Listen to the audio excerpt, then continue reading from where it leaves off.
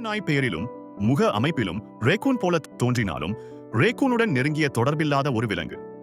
இது நாய், ஓநாய், நரி போன்ற விலங்குகளை உள்ளடக்கிய கேனிட் குடும்பத்தைச் சேர்ந்தது. ரேக்கூன் நாய் நாய் குடும்பத்திலேயே ஓய்வெடுக்கும் ஒரே இனம்.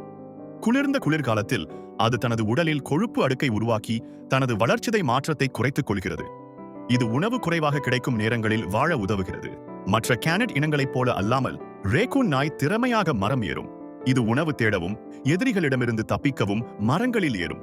இது ரேக்கூன் மற்றும் கரடி போன்ற விலங்குகளிடம் பொதுவாக காணப்படுகிறது.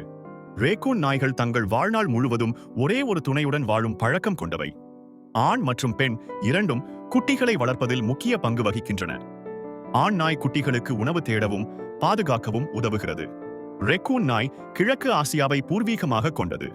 இது 20ஆம் நூற்றாண்டில் அதன் உரோமத்திற்காக ரஷ்யா மற்றும் ஐரோப்பாவின் சில பகுதிகளில் அறிமுகப்படுத்தப்பட்டது. இந்த வீடியோ உங்களுக்கு பிடிச்சிருந்தா ஒரு லைக் போட்டுட்டு உங்க நண்பர்களோட ஷேர் பண்ணுங்க.